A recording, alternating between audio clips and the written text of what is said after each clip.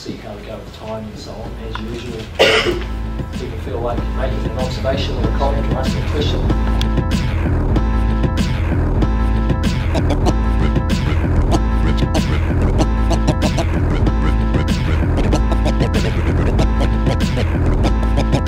Material that is live. The 19th century, in fact even earlier as well, was this global preponderance of patent medicines. This week probably we're going to focus pretty much on America because,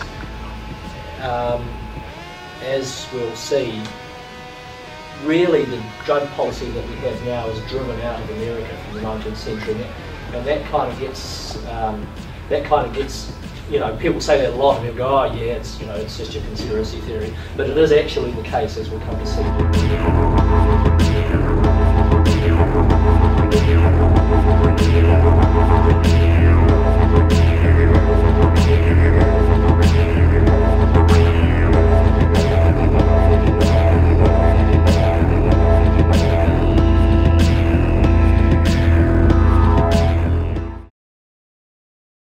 Of course, the classic scenario is that the only people who didn't have psychotropics were the Eskimos, so-called, or the Inuit as they prefer to be called, but in fact they did have access to psychotropic lichen and so on, as well in the rest of the world. The Ammonite muscaria, which was more in the Siberian part, they had these lichen that grew on these sort of stunted trees and stuff around, you know, wherever they were.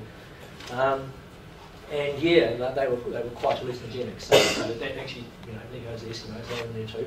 And that just left the Maori, but it turns out that there may be something there as well.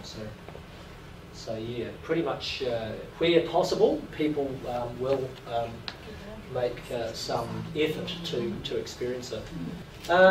So just in picking up on last week's talk, we noted the preponderance of the patent medicines in the 19th century, and also issues around quality and content with these so-called harmful nostrums. Very competitive market, and in America, one particular manufacturer taking out an exclusive advertising program in a major newspaper, thereby excluding all the competitors from getting into the paper.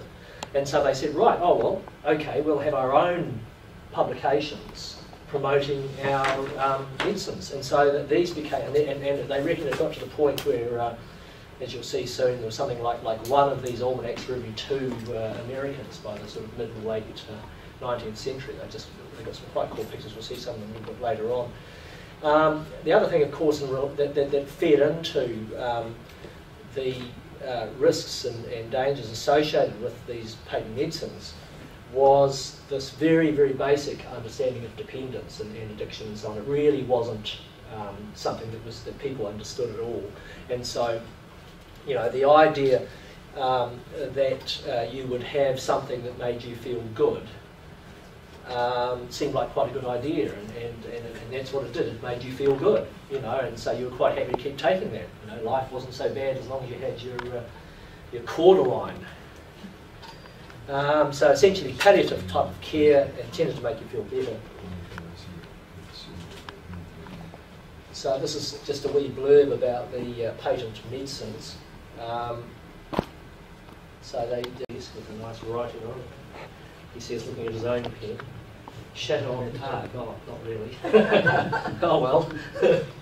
But yeah, so even back then there was a significant enthusiasm about promoting these products. And here's an example of one of the almanacs, and it gives a very pleasurable image of what's to be expected if you should use these various syrups and medicines and so on. It's going to be a beautiful spring day and everything's going to be fantastic, and you know, the kids will be out playing and the trains going by, and you might want to do a bit of painting or something like that, because things all look pretty good. Do they know what it is? August flower and what is it all? It's a good question, and I don't know the answer to that. I mean, there's you know. Maybe it was something that flowered in August. Yeah, I mean, it could have been something like elderberry or something like that. You know, there'd be a whole range of herbal concoctions and mixtures that these guys would have been using, as we discussed last week. Okay. You know, as we'll see again in a minute. You know, there's They make all these fantastic claims about them, but you know, the extent to which you know, they won't actually tell you what's in them. So you know, that's their secret. You know, because probably you could make it you know, reasonably easily if you really, you know, if you wanted to, I guess. Here's one from the previous year actually, and so even when it's winter and it's really horrible, like it was earlier on today before it came really nice, you can come in out of the cold, and there'll be someone there to you know, be able to find whatever it is that you need, and you know, life's going to be pretty good. So there's just a couple of examples from the covers of these, and here's again another one of these things. The men's special diseases. Well, you know, all disturbances. fair go, man. Yeah, and the thing that cracks me up is this bit over here. They're most powerful, but harmless. You know, so you've basically covered all the bases. You know, you've got this really powerful stuff that's, you know, but at the same time it's okay. Nothing's going to go wrong. You know, so it's and of course there's no mention, you know, anywhere on there of exactly what's in it. You know, it's going to cure very special diseases, but it's also going to take care of all the disturbances of the entire nervous system. So it's actually an extremely useful product, and it's also harmless. So I think probably $1 and it's cheap. Cheap, yeah, exactly. And so I sort of figure maybe we need to sort of start looking at this stuff again, perhaps. I don't know. It seems too good to be true almost, doesn't it? It probably was. However, as time went on, through the 19th century, there did become an increasing level of medical sophistication in terms of equipment, technology, and also the professional bodies. There was this desire by the various groups that were representing physicians and pharmacists and so on to develop their professional practice. There's also the development of medical technologies. Morphine isolated in 1812, the invention of the hypodermic in 1853 by a French scientist, Pravaz, who's apparently, his wife in fact became the first morphine addict. She had access to the syringe, so that was you know, one of the dangers of marrying a guy who invents the hypodermic.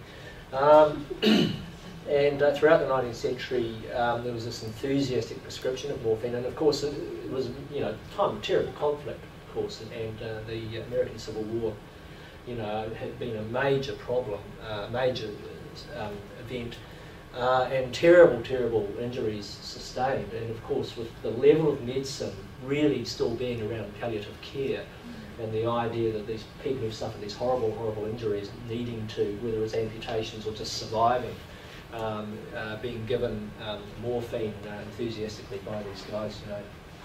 He had this group of people who rapidly became, you know, rapidly swelled and became a group of people with dependence issues, and doubtless the various patent medicines would have fed into that as well. So it's not only the rural women that we've talked about previously, but there's also all these other people that would have not only had just cause to have some access or contact with the use of these medicines, and morphine in particular, and the opiates in particular, but also they you know, would have been probably, you know, life-saving for them for a while, at least, terrible consequences of their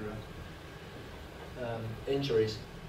So a little bit here just about the notion of addiction and dependence, which probably our friends in the treatment sector will probably already know about, but we'll just go over it in general. And I thought it was kind of interesting, this idea of the opium appetite. And so, you know, if it's like a thirst or a hunger or something, maybe if we can inject them instead, it won't, you know, they won't actually have a problem that we've noted with some of these people who are, you know, have previously been consuming these nostrums and so on. But if we inject them directly with morphine, it will actually be better, and we won't get these issues around dependence.